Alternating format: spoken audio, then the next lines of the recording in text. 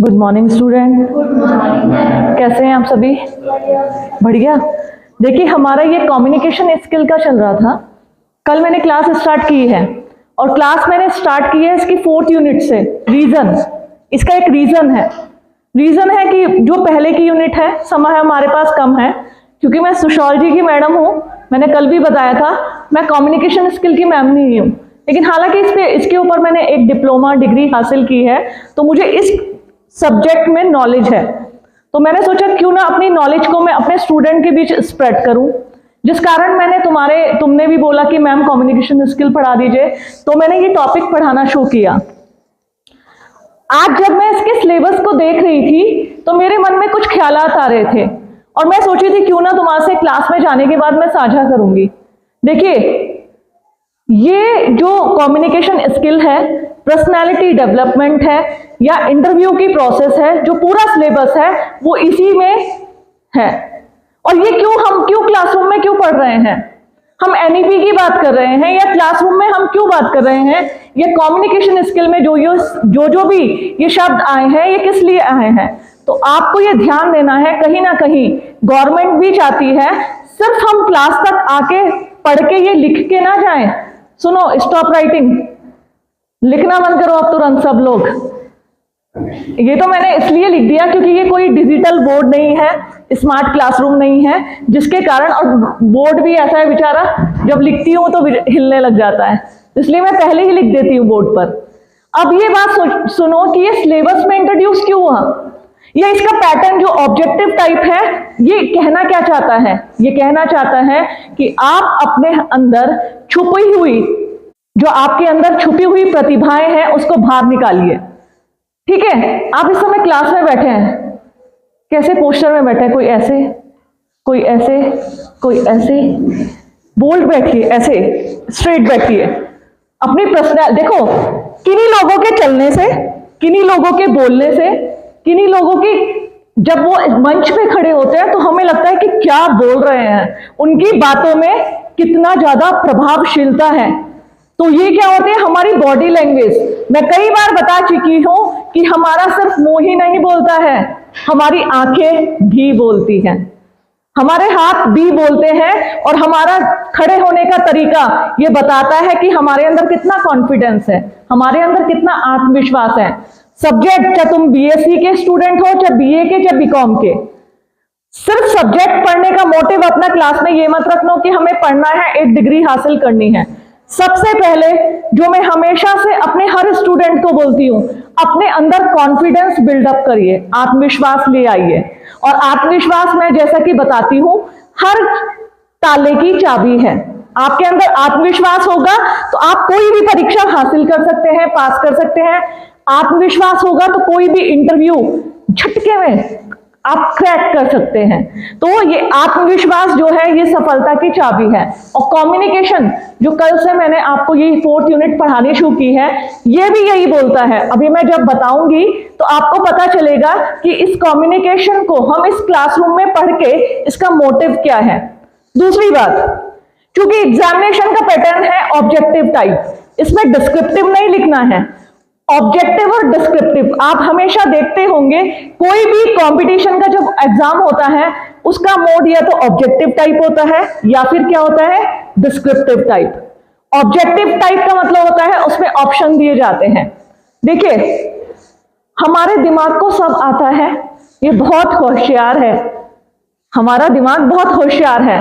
Objective type में देखो, अगर तुमने क्वेश्चन कभी कहीं पढ़ा है और तुमने उसको बहुत इत्मीनान से, बहुत मन से पढ़ा है, जैसे ही सामने क्वेश्चन आएगा, जैसे भूख लगी है और तुम्हारे सामने खाना आया, तुरंत तुम उसको खा जाओगे। ठीक है? और जब भूख नहीं लगती तो खाना कितना भी अच्छा लगा रखा हो सामने, मन नहीं करता खाने का। ऑब्जेक्टिव टाइप क्वेश्चन होते हैं हलवा।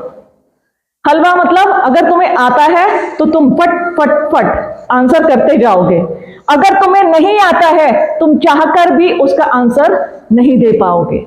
ठीक है? तो ऑब्जेक्टिव टाइप में हमारा देखा जाता है प्रेजेंस ऑफ माइंड।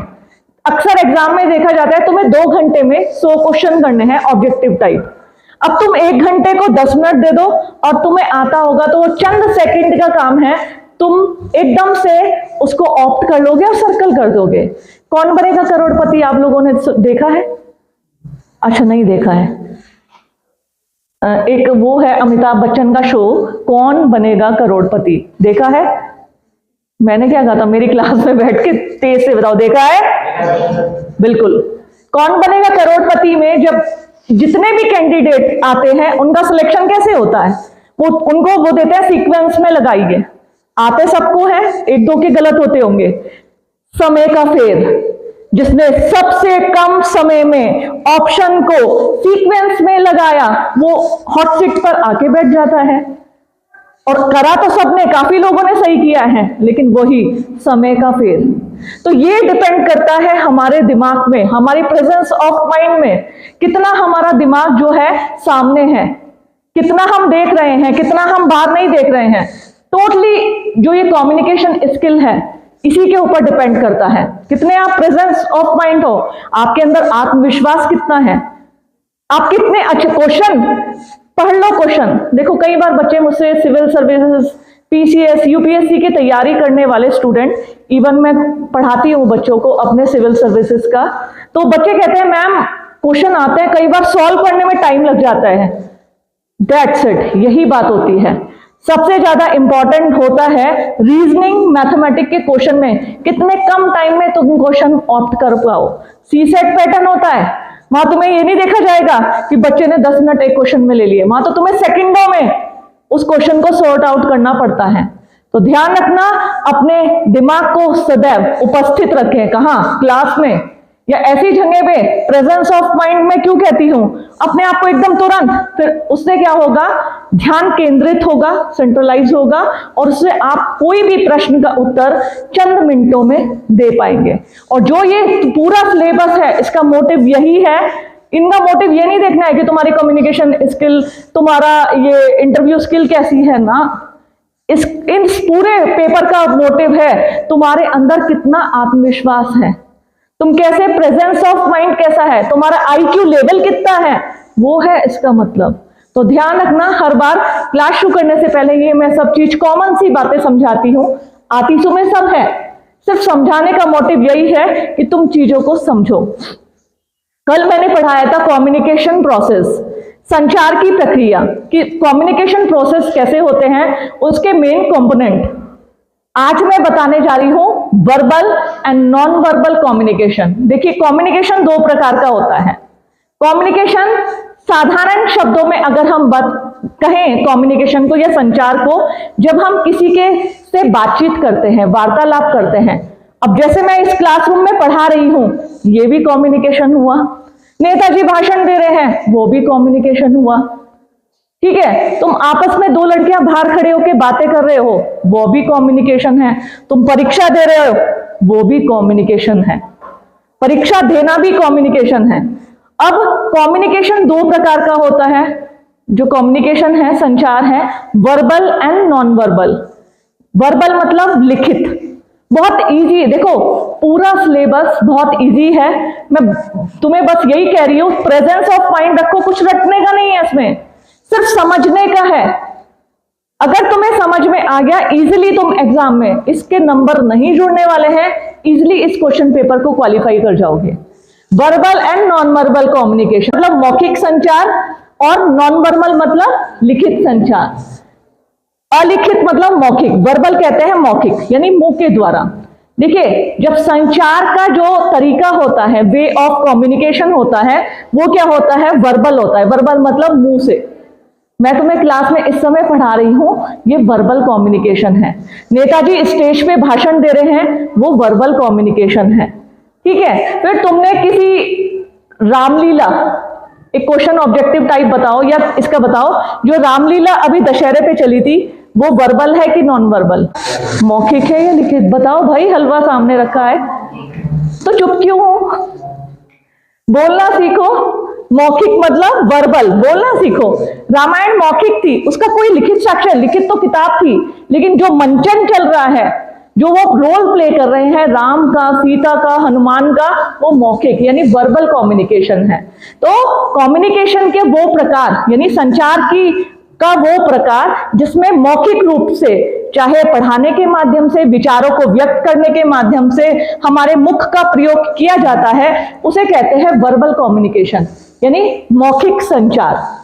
ठीक है, मौखिक संचार से रिलेटेड जितने भी क्वेश्चन तुम्हारे एग्जामिनेशन में पहले आए हैं वो कहीं ना कहीं सेंडर एंड रिसीवर से लेके आए हैं। इसलिए आज मैं इंपॉर्टेंट रूप से कि सेंडर के लिए क्या इंपॉर्टेंट होता है, सेंडर बोलते हैं प्रेषक, यानी भेजने वाला, यानी मैं, इस समय मैं सेंडर हूं और तुम लोग क्या हो, रिसीवर, प्राप्तकर्ता। मैं पढ़ा रही हूं, तुम पढ़ रहे हो। ठीक है, ध्यान रखना ये बात। नेताजी ने भाषण दिया मंच पे खड़े होकर, नेताजी कौन हुए, सेंडर, मैं नहीं। लड़कियों डांट खाओगी, मैं टीचर हूं, मैं पॉलिटिक्स में मुझे 0% इंटरेस्ट है। वैसे मैं पसंद करती हूँ लीडर्स, मुझे जो अच्छे वक्ता होते हैं बहुत पसंद करती हूँ, लेकिन पॉलिटिक्स में मेरा कोई इंटरेस्ट नहीं है, बहुत दूर हूं मैं पॉलिटिक्स से। वोट का पूरा अपना इस्तेमाल करती हूँ, तलवार की तरह वोट जरूर दे के आती हूँ। तो जो नेताजी भाषण दे रहे हैं वो है सेंडर। जितनी ऑडियंस, श्रोतागण जिन्हें कहते हैं, जो सुन रहे हैं, वो है रिसीवर, प्राप्तकर्ता। ठीक है, जब वर्बल कम्युनिकेशन होता है, वर्बल कम्युनिकेशन में सेंडर एंड रिसीवर, इन दोनों के रोल बहुत इंपॉर्टेंट हो जाते हैं, यानी प्रेषक के और प्राप्तकर्ता के, सेंडर एंड रिसीवर। और बहुत सारी बातें ध्यान में रखनी पड़ती हैं, और खास तौर पे तुम लोग आज इस क्लासरूम में, इसी क्लासरूम में नहीं, अपने कोई भी क्लास, चाहे तुम किसी भी सब्जेक्ट की जब लेने जाओगे, तो ये बातें तुम्हारे लिए ध्यान रखने वाली है, तुम्हारे लिए नहीं, एक टीचर के लिए, वक्ता के लिए। ठीक है, सबसे पहले इजी लैंग्वेज, सरल भाषा। ठीक है, आज तुम लोग मेरे से पढ़ने आए और मैं कहने लगूं जो क्रायोजेनिक है, जो सिंपैथेटिक लैंग्वेज होती है, तुम कहोगे मैडम ये क्या पढ़ा रही है। ठीक है, क्योंकि आज से पहले तुमने इस लैंग्वेज को स्पष्टली नहीं सुना है। तो सबसे ज्यादा इंपॉर्टेंट होता है एक सेंडर के लिए, प्रेषक के लिए, उस सरल शब्दों का, सरल उदाहरण का, सरल भाषा का प्रयोग करें, यानी यूज इजी लैंग्वेज। वो हमेशा इजी लैंग्वेज इस्तेमाल करें। ध्यान रखना, एक अच्छे नेता के गुण, देखिए बहुत सारे जो लीडर्स होते हैं, बहुत सारे सोशल वर्कर्स होते हैं, कभी कभी मैं देखती हूँ जब वो मंच पे खड़े होते हैं, उनके चेहरे से गजब का तेज निकलता है और उनके एक एक शब्द ऐसे लगते हैं बहुत प्रभावशाली। नैनीताल यूनिवर्सिटी है, कुमाऊं विश्वविद्यालय, कुमाऊं विश्वविद्यालय में मैडम देखिए हमारा ओरिएंटेशन होता है, जब मैडम मंच पे खड़ी होती थी ना, सब लोग की जैसे पिन ड्रॉप साइलेंट, सब उन्हें को सुनने के लिए बेताब रहते थे। तो एक अच्छे वक्ता की पहचान शब्दों को स्पष्ट और सरल भाषा का इस्तेमाल करें, ना इधर वाली ऐसी स्ट्रॉन्ग लैंग्वेज कि बच्चों को समझ में ना आए, कठिन भाषा, कदापि इन शब्दों का इस्तेमाल ना करें। तो ध्यान रखना, सबसे ज्यादा क्या इंपॉर्टेंट होता है, सरल भाषा का प्रयोग। और मैं ये इस क्लासरूम में क्यों पढ़ा रही हूं, क्योंकि ऑब्जेक्टिव टाइप क्वेश्चन में तुमसे पूछा जाएगा, कई बार 3 ऑप्शन दे दिए जाएंगे, तो 4th ऑप्शन इससे अलग होगा। तो तुम पहचानना सीखो क्या सेंडर के लिए इंपॉर्टेंट है और क्या रिसीवर के लिए इंपॉर्टेंट है। तो सबसे पहले सरल भाषा का प्रयोग, कि एक वक्ता को सरल से सरल शब्दों का, सरल से सरल उदाहरण का प्रयोग अपने वक्तव्य में करना चाहिए। दूसरा, स्पष्ट एवं सटीक, इधर उधर की बातें मत करें, भाषा सरल हो, स्पष्ट हो जो कहना चाह रहे हो, और सटीक हो।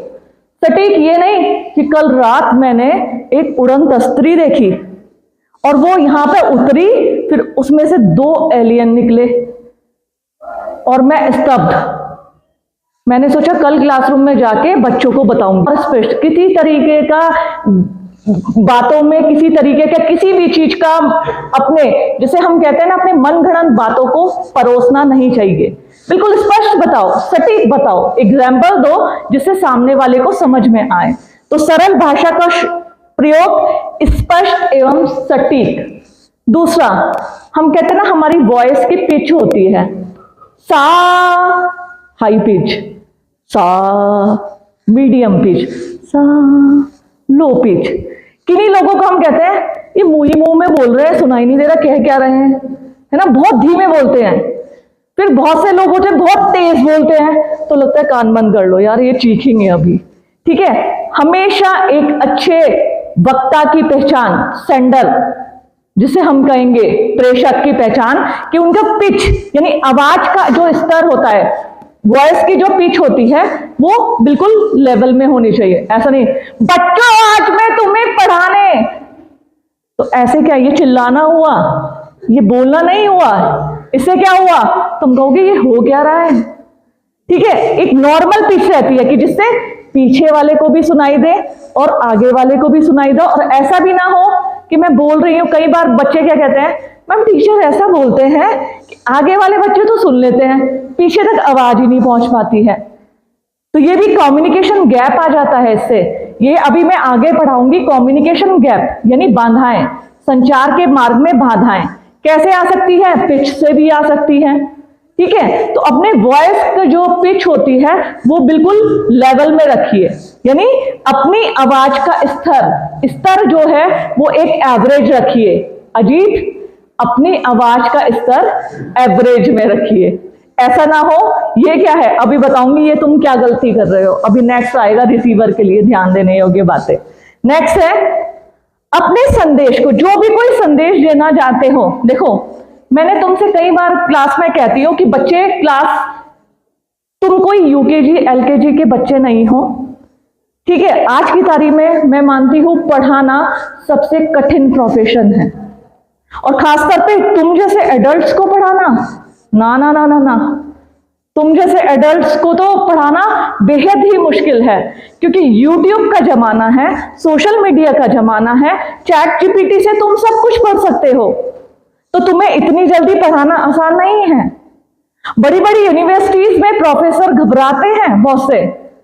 आज मैं यूट्यूब की तुमसे थोड़ी सी चर्चा करती हूँ, यूट्यूब की इसलिए चर्चा करती हूँ जैसे मैं अपना हर जो ये लेक्चर होता है वो रिकॉर्ड कर लेती हूँ, इससे मेरा एक कंटेंट तैयार हो जाता है। कई लोगों ने कहा मैडम आप ये फालतू का काम करती है, तो सुनो सबकी, करो मन की, जो मेरे मन को अच्छा लगता है मैं वो करती हूँ। दूसरा, इतना आसान नहीं है एक वीडियो मोबाइल फोन चलाकर बिना गलती के किए अपने लेक्चर को बताना। इसके लिए जिगर चाहिए, और वो भी इतना बड़ा, इतना सा जिगर नहीं चाहिए इसके लिए। हर कोई आदमी एकदम से, एक तुमने स्टेज सिकनेस सुना होगा, स्टेज सिकनेस या मंच की जो वो होती है हिचकिचाहट, हर कोई मंच पे घबराने लगते हैं, हाथ कांपने लगते हैं, पैर कांपने लगते हैं। मैं अपने, अभी तो मैंने यहाँ स्टार्ट नहीं किया है, तो मेरी पहली वीडियोस देखना, कोटद्वार में अपने हर बच्चे को मंच पे खड़ा होके मैं बुलवाती हूँ, पढ़ाओ तुम ये टॉपिक। शुरू में बच्चे बहुत घबराने लगे थे, पसीना, मैडम हमसे नहीं होगा, एक दो लड़कियां तो रोई पड़ी थी, लेकिन धीरे धीरे उनके अंदर एक कॉन्फिडेंस बिल्डअप हुआ, आत्मविश्वास आया, और उनकी जो स्टेज सिकनेस थी या ये थी स्टेज एंजाइटी, वो रिमूव हो गई। क्योंकि धीरे धीरे अब मुझे देखो, मुझे कहीं बोलना हो तो मैं इजीली मुझसे कभी भी कुछ भी बुलवा लो, क्योंकि नॉलेज भी है और मेरे अंदर आत्मविश्वास भी है। तो ये बात तुम लोग ध्यान रखोगे सभी लोग, कि आपके अंदर कॉन्फिडेंस होना, और वो भी ऐसी जगह पे खड़े होके बोलना बहुत ज्यादा जरूरी होता है, क्योंकि इसमें नॉलेज चाहिए होती है। भाषा जिसे कहते हैं निर्बाध धारा प्रवाह, नदियां जो होती है कल कल करती निकलती हैं, ऐसा थोड़ा ना यहाँ रुक गई वो बाद में कल को निकलेंगी। धारा प्रवाह बोलते हैं, सदा नीरा बोलते हैं ना, उत्तराखंड की नदियां सदा नीरा है, धारा प्रवाह है, यानी कहीं नहीं रुकती है। तो इन वीडियो में हमें धारा प्रवाह बोलना पड़ता है, निर्बाध, कोई बाधा नहीं। तो ध्यान रखना, अपने संदेश को मैं बता रही थी रोचक बनाना। तो तुम सब एडल्ट्स हो, तुम्हें मैं बेवकूफ नहीं बना सकती कि खड़े होके मैंने घर की कहानी सुना दी और तुम मैडम ने बहुत अच्छा लेक्चर दिया। टू द पॉइंट, जो चीज है वो स्पष्ट बताना, और अपने में एक मैंने कल तुम्हें बताया था, समा बांधे रखना, समय को बांधे रखना। कई बार क्लासरूम में मुझे भी और तुम्हें भी टाइम का पता नहीं चलता कब 11:30 बज गए। रीजन, हमने टॉपिक को इतने अच्छे से मैंने समझाया या तुमने समझा कि समय का पता नहीं चला। तो ये है अपने टॉपिक को इंटरेस्टेड बनाना। साथ ही साथ कई बार मैं तुम्हें हंसाती रहती हूँ, ठीक है, कुछ बोल के। रीजन है जो मैं बताई थी, मनोवैज्ञानिक तरीके से पढ़ाना। पढ़ाई को भी रोचक बनाया जा सकता है। पढ़ाई को रोचक, तुम लोग अपनी स्टडी को रोचक बना सकते हो। कैसे? बहुत अच्छे से, बहुत मनोरंजनात्मक तरीके से पढ़कर भी। शॉर्ट ट्रिक्स डेवलप कर लो, टाइम टेबल, टाइम मैनेजमेंट ऐसा बना लो, अपने आप को रिस्ट्रिक्टेड करो, लेकिन बहुत ज्यादा रिस्ट्रिक्शंस मत लगाओ। तो पढ़ाई को यानी वक्तव्य को, जो अपना संदेश होता है, हमेशा उसे रोचक और मनोरंजनात्मक रखो, जिससे सामने वाला बैठा रहे। कई लोग भाषण में जबरदस्ती समोसे और रसगुल्ले के लालच में बैठे रहते हैं, है ना। अक्सर क्या होता है कि चलो आज यहाँ भीड़ इकट्ठी करनी, रसगुल्ला और एक समोसा, वो लालच उन्हें लास्ट तक बिठाए रखता है। तुम भी गए हो क्या कभी? बड़े खुश हो रहे हो सुन के, ऐसा लग रहा है वो रसगुल्ला और समोसा तुमने भी खाया है? खाया है क्या? जस्ट एग्जाम्पल दे रही हूं। तो ध्यान देना, अपने संदेश को रोचक और मनोरंजनात्मक बनाना। नेक्स्ट, आत्मविश्वासी बने। जो मैं तुम्हें अभी शुरू से ही बता रही हूं, अपने अंदर इतना कॉन्फिडेंस लाएं। कॉन्फिडेंस के बिना तुम कुछ भी नहीं कर पाओगे। अभी तो हम टिहरी में पढ़ रहे हैं, इसके बाद तुम टिहरी से बाहर जाके देहरादून में पढ़ोगे, हो सकता है दिल्ली में जाओ, हो सकता है फॉरेन कंट्री के लिए स्कॉलरशिप मिल जाए। और वो ऐसे नहीं, आपको अपने अंदर कॉन्फिडेंस बिल्डअप करना पड़ेगा, कॉन्फिडेंस बनाना पड़ता है। कॉन्फिडेंस कोई वो नहीं है एक गिलास पानी तुमने लिया और पी लिया और कॉन्फिडेंस आ गया और तुम्हारा शरीर चमकने लगा, कॉन्फिडेंस का धारा प्रवाह हो रहा है शरीर में। नहीं, कॉन्फिडेंस बिल्डअप करना पड़ता है। बिल्डअप मतलब बनाना पड़ता है, अपनी घबराहट को निकालना पड़ता है, बोलने में, लिखने में, सामने वाले से अपनी बात रखने में। कई बार हम सामने वाले के जो अपने सामने वाला होता है उसके सामने बात भी नहीं रख पाते, हमें डर लगता है कहीं मुंह से गलत शब्द ना निकल जाए। मैं तुमसे कहती हूँ क्लासरूम में क्वेश्चन जरूर पूछा करो, इससे तुम्हारे अंदर कॉन्फिडेंस बिल्डअप होगा। कैसे? परवाह मत करो दूसरा बच्चा क्या सोचेगा। अगर साक्षी को क्वेश्चन पूछना है तो साक्षी क्वेश्चन पूछे, अब तू गलत पूछ तो अच्छा पूछ, तो तुझे अपने अंदर कॉन्फिडेंस का निर्माण करना है। और बच्चे कहेंगे कैसा क्वेश्चन पूछ रही है ये। परवाह ही मत करो, तुम सोचो मैं अलग से क्लास में अकेली पढ़ रही हूं, मेरे साथ कोई नहीं है। और ये चीज अगर तुमने समझ ली तो तुम्हारे अंदर एक बेहतरीन शानदार व्यक्तित्व का निर्माण होगा, क्योंकि तुम्हारे अंदर कॉन्फिडेंस बिल्डअप हो जाएगा। तो कभी भी किसी से घबराने की जरूरत नहीं है। सामने वाला कोई टीचर हो, कोई अधिकारी हो, कोई प्रशासनिक अधिकारी हो, कोई डीएम भी हो सकता है, कोई एसपी भी हो सकता है, कभी मत घबराना। मैं अपने बच्चों को सबसे पहले यही सिखाती हूं। अभी 3-4 दिन पहले वो ललिता की मैंने शेयर की थी न्यूज, एक बच्चा मेरे साथ रहता है तो उसका नेट क्वालिफाई हुआ। नेट कहते हैं जैसे मैं प्रोफेसर हूं, प्रोफेसर बनने की पहली कड़ी, ठीक है, नेट होता है, ऑल इंडिया बेस पे होता है, तो ये एग्जाम कठिन भी है। वो बच्चा बहुत घबराता था, मैंने उससे यही बोला कि अपने सारे काम, वो कहती थी मैम आप फोन कर दीजिए, मैं कहना नहीं, मैं कभी फोन नहीं करूंगी, आप जाओ सामने वाले से बात करो, एसडीएम ही तो है, मना करेगा क्या करेगा। तो सबसे पहले अपने सामने वाले के अपनी बात को रखना सीखो, आत्मविश्वास के साथ रखना सीखो। तो ये इसके लिए प्रेक्षक के लिए बहुत इंपॉर्टेंट होता है। नकारात्मक वाक्यों से बचे, किसी की बुराई, किसी की अवहेलना, किसी के प्रति गलत शब्द, किसी से ईर्ष्या, किसी से द्वेष, इससे डायरी से आज ही रिमूव कर दो। देखो मेरी एक बात ध्यान रखना, लोग तुमसे चिढ़ेंगे, चिढ़ने दो, परवाह मत करो। ना तो तुम्हें किसी से ईर्ष्या करनी है, ना किसी से द्वेष करना है। मैंने बताया था कंपटीशन यदि करना है खुद से करो, अपने आप को और बेहतर बनाओ। ये ना तुमसे बता रही थी कि नकारात्मक वाक्यों से बचे, क्या ईर्ष्या, क्या द्वेष, क्या जलन, डिलीट मार दो आज ही, ठीक है, क्योंकि तुम्हें बेहतरीन स्टूडेंट बनना है। और यदि तुम मुझे थोड़ा सा भी मानते हो तो अपनी तनु मैम का एक बात ध्यान रखना, कंपटीशन सिर्फ और सिर्फ अपने से करो, ठीक है। दूसरों की अपने नोट्स बनाए, चाहे कुछ भी है, दूसरों की मदद करो।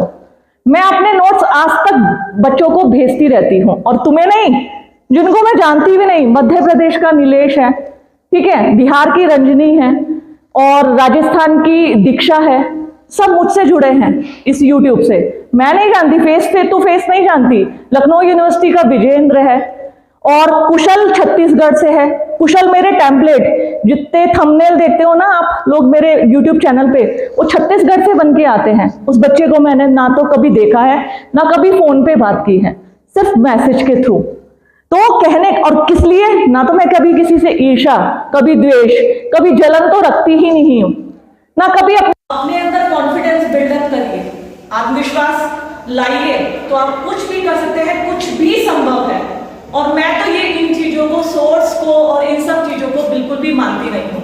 जब एक साधारण सी तनु मैम प्रोफेसर भी बन सकती है, पीसीएस भी बन सकती है, तो तुम तो मेरे से ज्यादा इंटेलिजेंट बच्चे हो, तुम क्यों नहीं बन सकते? डायरेक्शन मैं दिखाऊंगी तुम्हें, तुम चलो आगे रास्ते पर, मैं तुम्हारा साथ दूंगी। तो एक अच्छे उसके लिए हमेशा नकारात्मक वाक्यों से दूर रहें। तो आज मेरा कहना मानोगे तो ये सब डिलीट कर दोगे। नेक्स्ट एंड लास्ट, रिपीटेशन से बचे। रिपीटेशन मतलब पुनरावृत्ति। जब कोई बात करता हो तो बार बार एक बात को ना बताएं, रिपीटेशन से बचे। रिपीटेशन क्या करता है? गलत इफेक्ट डालता है, ठीक है। ऐसा लगता है कि हमें नॉलेज, लैक ऑफ नॉलेज, मतलब हमें नॉलेज है ही नहीं, नॉलेज का अभाव है। तो ऐसे में रिपीटेशन कभी भी नहीं करना चाहिए, पुनरावृत्ति कभी नहीं करनी चाहिए। अब आता है रिसीवर के लिए।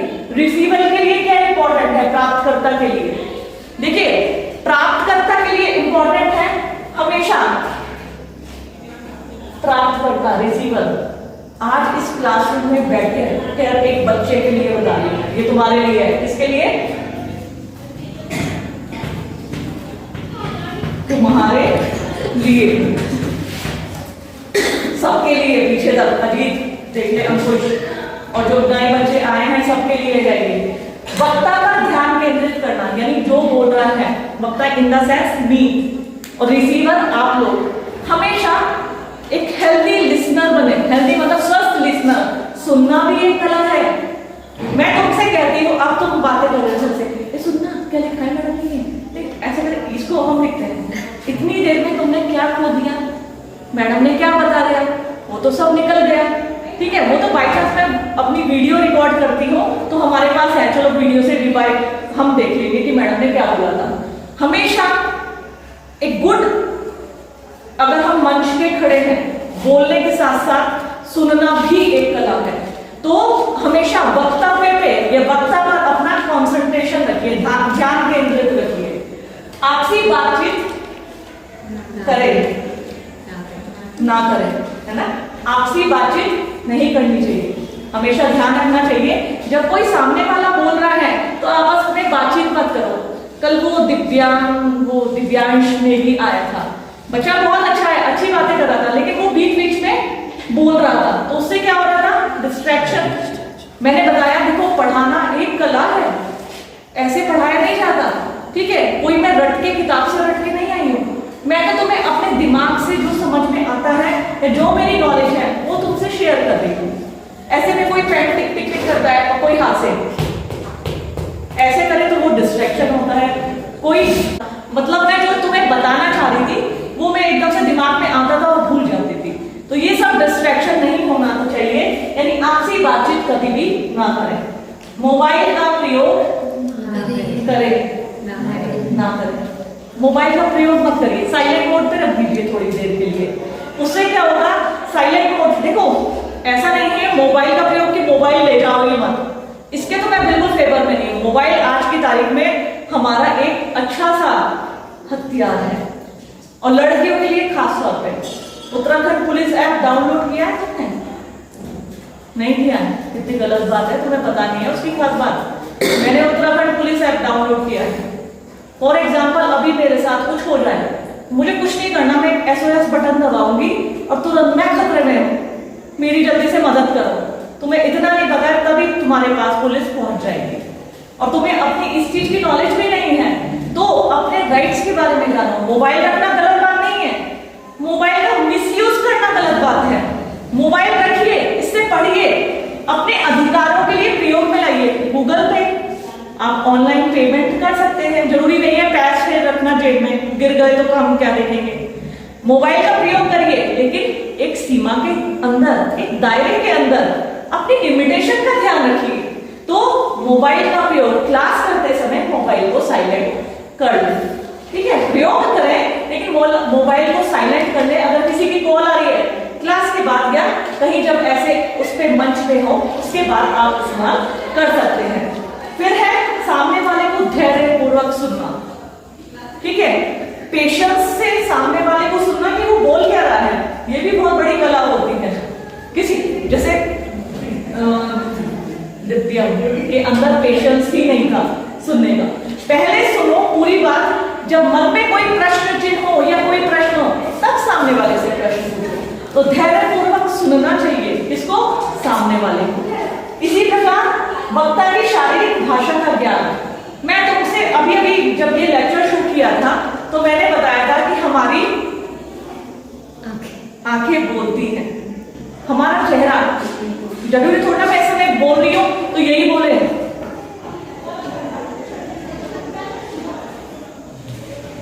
मेरी बात समझो, मैंने सानिया को बोला उठ और यहाँ आके बैठ जा।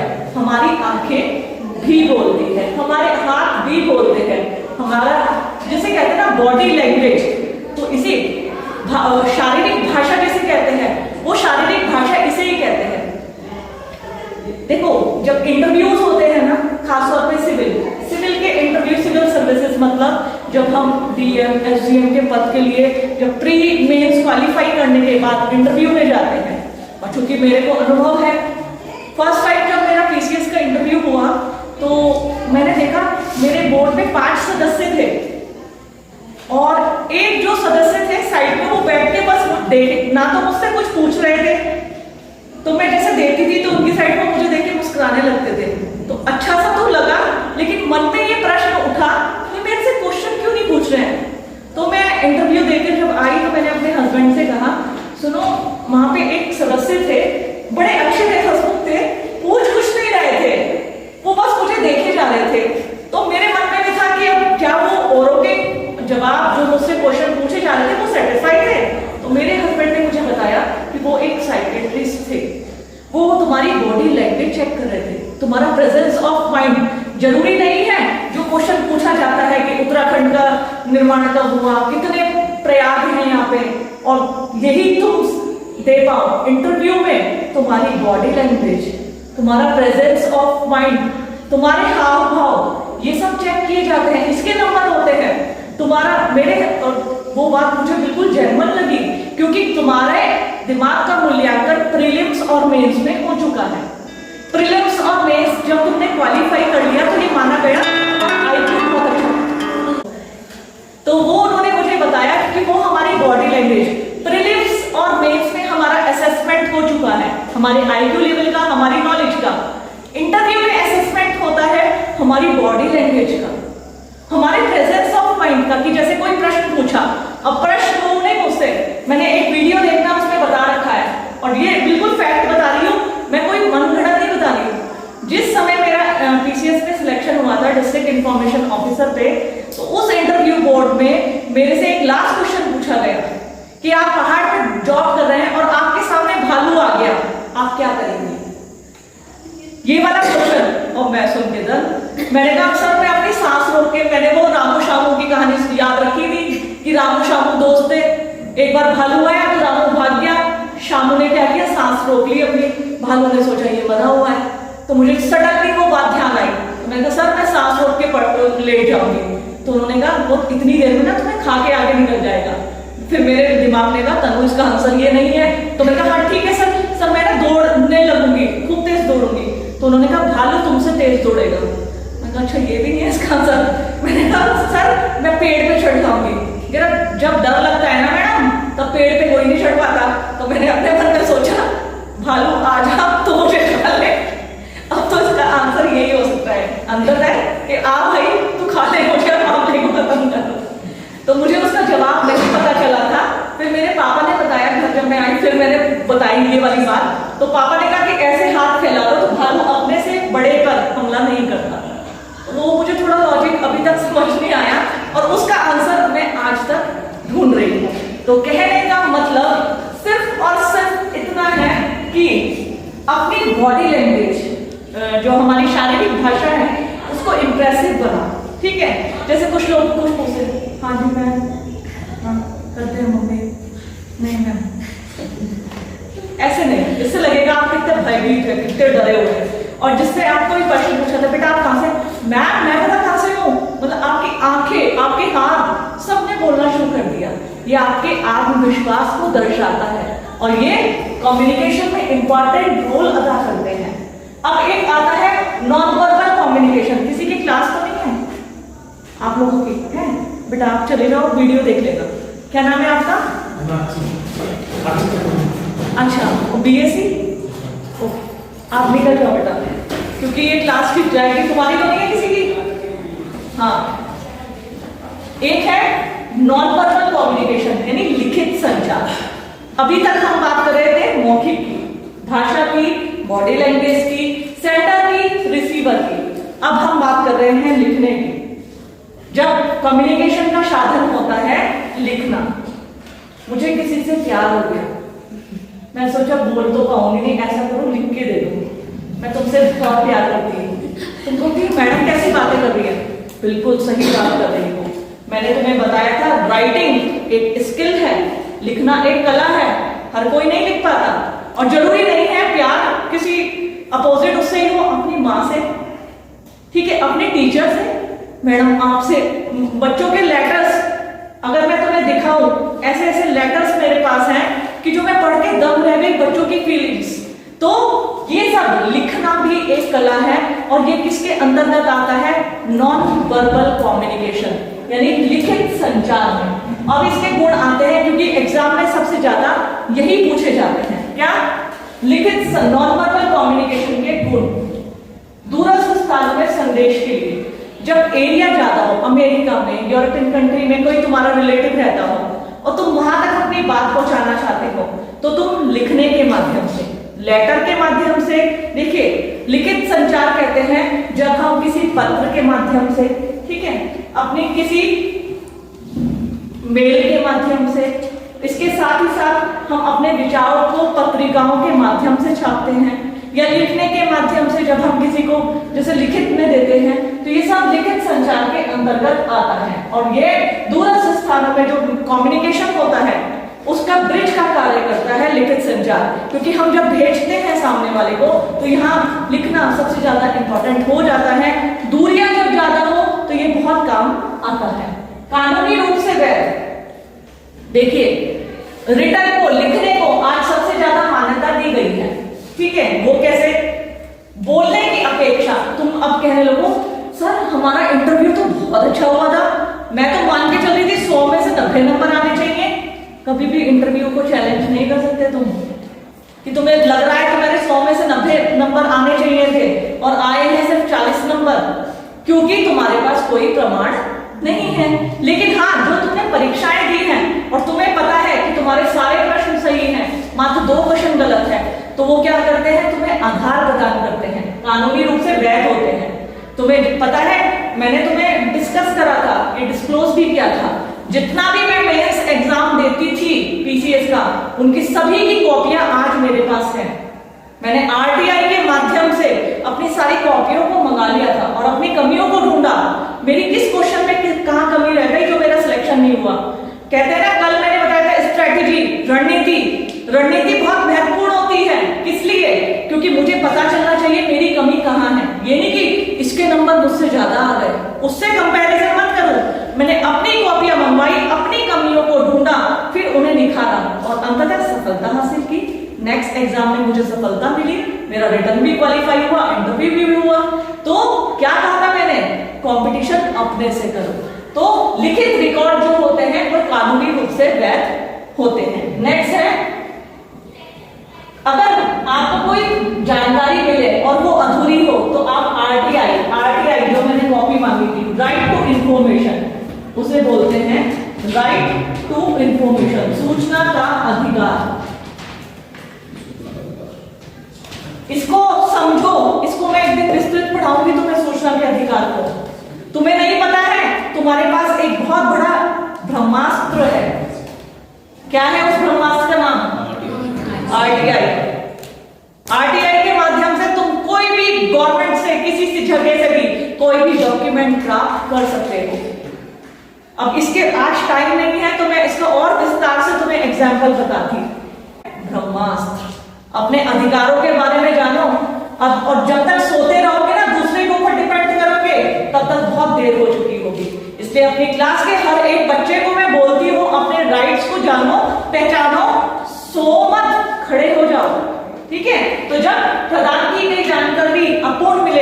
आरटीआई का इस्तेमाल करो।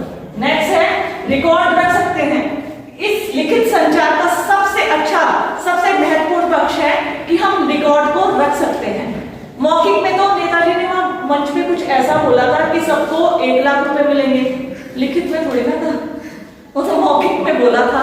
अगर लिखित में होता है तो हम लेके जाते, आपने लिखित में दिया है देखो 1 लाख रुपए मिलेंगे, दीजिए हमें 1 लाख रुपए। तो लिखित ज्यादा प्रमाणित मानी जाती है, तो रिकॉर्ड रख सकते हैं हम इन चीजों का, किसका, लिखित बातों का। ठीक है, कई बार पढ़ा जा सकता है, हम दोबारा उसे निकाल के पढ़ सकते हैं। जब कभी इनविटेशन आता है, मुस्कान ने कहा मैडम मेरा बर्थडे है और इस वाले नीचे जो जे के फूड्स है इसमें है और आप है ना 28 तारीख को 10 बजे वहां आ जाना। फिर मुझे याद आया मुस्कान ने बुलाया था, कहाँ बुलाया था याद नहीं आ रहा, कौन सी तारीख थी वो भी भूल गई मैं। लेकिन यदि इसने मुझे व्हाट्सएप पे रिटर्न इनविटेशन दिया होता तो मैं खोल के चेक कर लेती कहाँ जाना है, कितने बजे जाना है, किस तारीख को जाना है। ठीक है, तो इन बातों का ध्यान रखें, कई बार पढ़ा जा सकता है।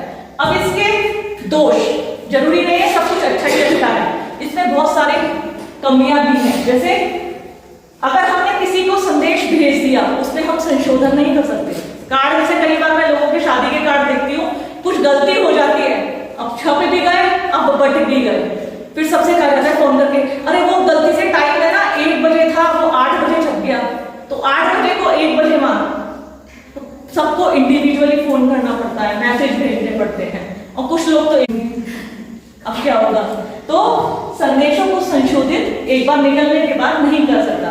हाँ, मुंह से निकली कोई भाषा 8 बजे, अरे नहीं 1 बजे, मुंह से था ना, जो हमने मुंह से किसी को इनवाइट किया 1 बजे बुलाना, हमने कहा 8 बजे तुम आ जाना, अरे नहीं 1 बजे आ जाना, ये तो हमने तुरंत करेक्शन कर लिया, लेकिन रिटर्न को हम करेक्शन जल्दी से नहीं कर सकते।